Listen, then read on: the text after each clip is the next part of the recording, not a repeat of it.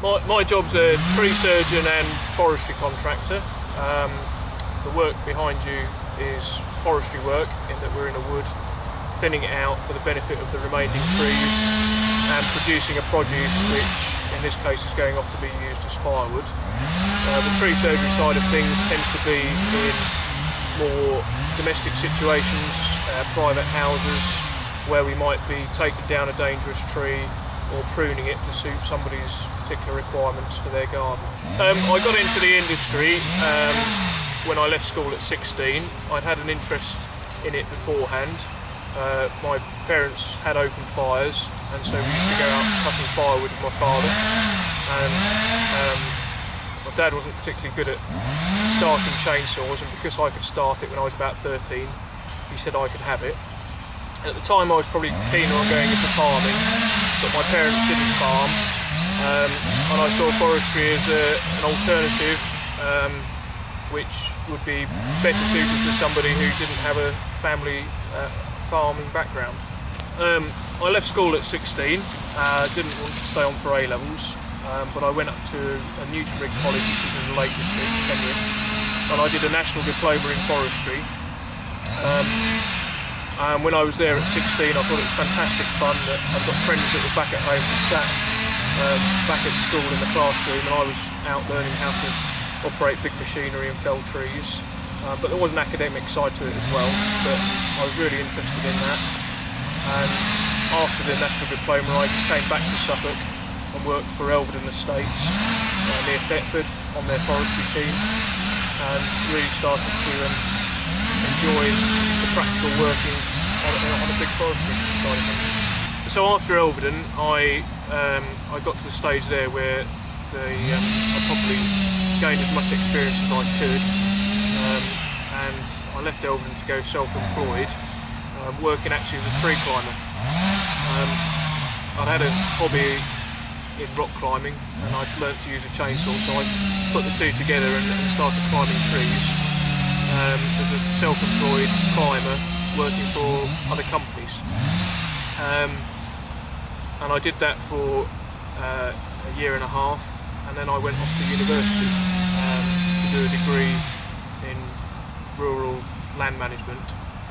And while I was at university, I carried on working as a self-employed climber in holidays, and started building up a bit of a firewood round in my own right, which worked in quite well at being at university, because I could have that wood seasoning while I was back at my studies.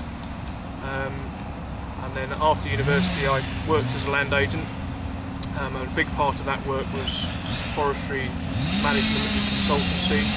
I was involved in the selling of several woodlands and buying of several woodlands and valuation of woodlands. So I covered a different side of the forestry industry, but eventually I've ended up back on with my hands on the tools, running my own business. Just in the last few years with the job, some of the changes that I've noticed has been, number one, the huge increase in demand for firewood, which is largely down to how popular wood burners have become. Many people, I think because of the price of oil and because of a growing awareness of natural resources and self-sufficiency, have installed wood burners. The skills and aptitudes most needed for our job, I would say, number one, when you're just on the tools, it's physical fitness. You've got to be physically fit to cope with some of the size of wood that we're dealing with and moving. It's very physically strenuous, but it's more than that. It's the ability to grit your teeth and get on with it when things aren't pleasant, when it is really cold, or when it's throwing it down with rain, or even today it's quite warm, it's muggy, and we're having to drink a lot of water. David in the background, he's just 18. He's left school and came to work for me. He's done his chainsaw certificates, which is the basic competency which says that he's safe and able to use a chainsaw. That's just a starting block. Many trees are different, weather conditions are different, so he's gradually learning how to fell different species of trees in different scenarios.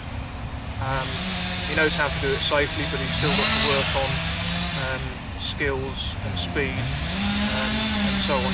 Apart from basic chainsaw skills, we would also see it fairly essential, because we're working on our own, we have to be quite self-sufficient.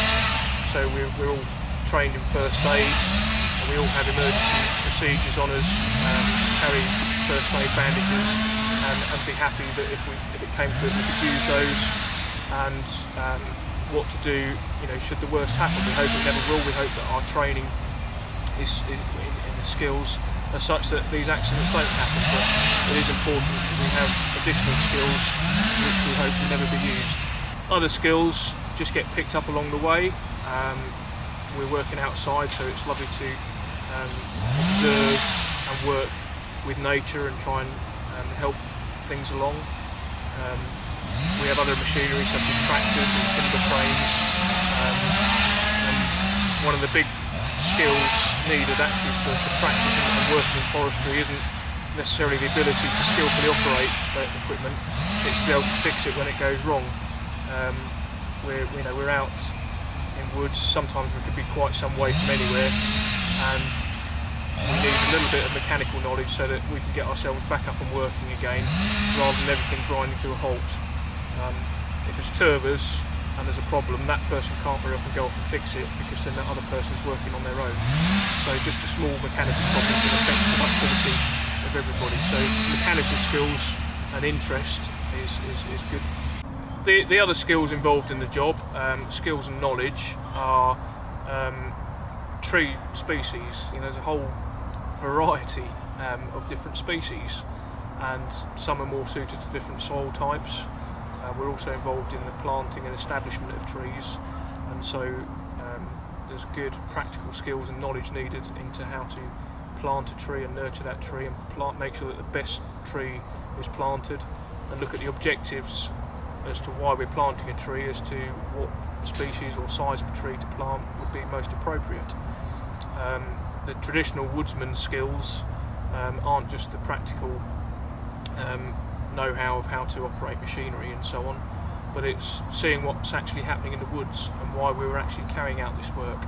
The work behind us, we're thinning out this woodland, so initially probably something like 2,500 trees per hectare would have been planted, and if they'd have all been left with no management, they would have forced each other to grow very tall and straight, but then being quite whippy, and would never have put any girth on, and they would have started to shade each other out. So the work we're doing is thinning it out to concentrate the growth of the remaining trees into the better trees. So picking out the smaller trees, trying to leave the trees which we're most favouring, which in this case is oak. Oak's generally seen as being a desirable timber, lots of uses for it. Traditionally in this country it's been the tree which has had the most value, and so we're favouring the oak, so that hopefully in 100 years time there'll be some fantastic, magnificent oak timber trees. But if oak in this situation is left without any interference, other trees like ash grow faster and grow over the top of the oak, and then within probably the next 20 years the oaks might start to have died out. So the woodsman skills are really observing nature and then observing how we can interfere and suit it to what we want and for our requirements.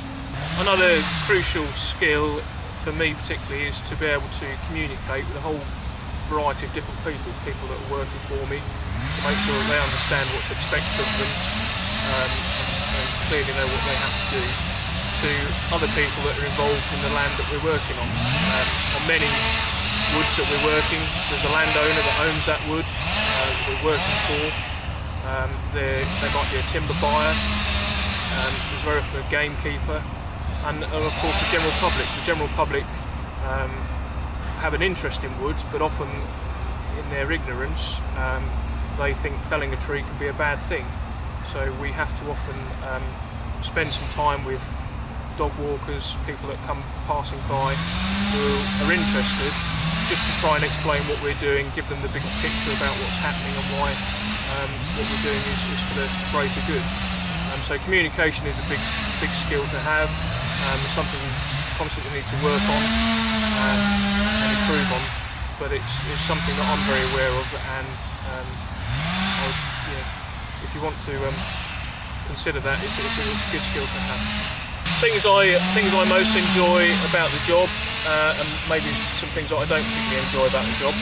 It is a job that I really enjoy. On the whole, I absolutely love it. I like the physical work, going home physically tired at the end of the day. I think forestry is one of the most physical jobs still left. So I enjoy the physical side of things. I enjoy being outside. We get to enjoy some fantastic weather when most people, or many people, might be in an office. We have simple pleasures. Very often we would have a fry up at lunch on an open fire. Just to sit and take half an hour outside is something that I get an enormous amount of satisfaction from. We enjoy working with nature and having a hands-on approach. Many people have lives which are totally disconnected from the natural world, but we very much feel a part of it and enjoy that. I enjoy the challenges of the job when we can look back and see how we've changed things. I'm 32, but I planted trees when I was 16, and it's lovely now to look and see these quite big trees and really see how that young woodland has made its mark on the landscape. So that's a very enjoyable part of the job. I also get a lot of satisfaction from seeing trees that we've felled being used for things. Firewood's a common use, but we do fell trees which go for timber, and it's nice to be able to see some fantastic pieces of furniture which are well made and will probably last for centuries to come, being made from a tree that we felled and had a part in. Things I don't maybe enjoy, well, with anything there's always an element of bureaucracy, and we need to always get permission from government bodies before we fell trees, and it's not necessarily something I hate doing or filling the forms in, but it can just be a bit of a bind to go through the hurdles of doing it, but it's still part of the job and something we have to do. I'm self-employed, so I've got tax returns and invoices to send out. Cash flows can be a bit up and down because there's always a delay between us doing the work and then getting any money in. So firewood in particular, we like to sell seasoned wood which has got a low moisture content, which means that wood has to have dried out, and even when it's cut and split so that the moisture can more easily come out of the wood, it can be a year before we could resell that and get any income back.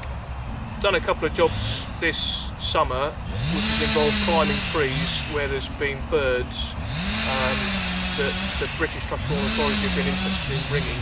So we've climbed the trees and caught the chicks, lowered the chicks to the ground where they would be weighed and ringed and then sent back up to them. So I climbed a tree which contained a buzzard's nest. Buzzards are quite a large bird of prey, and get those chicks, send those down to the ground. And then also a hobby chick. Now the hobby is one of the smallest, if not the smallest bird of prey in this country, and climb a tree where a hobby nest is right at the top of, catch the chicks and lower those down to the ground. How I see the future of the industry, I think over the next few years woodfuel will continue to be a big part of the work. I've already noticed that there's woods which would have been uneconomic to do any work in, which now, because of the demand for wood fuel, means that the whole reason to go in the woods and start thinning them out and carrying out work is because there's now a market for that produce due to the increase in wood fuel. I don't see that declining in the future. If anything, it will continue to increase, particularly as bigger power stations come on board and start using more and more. I think there's always then going to be that demand for the small homeowner, and hopefully their wood will come from the small woods that we work in.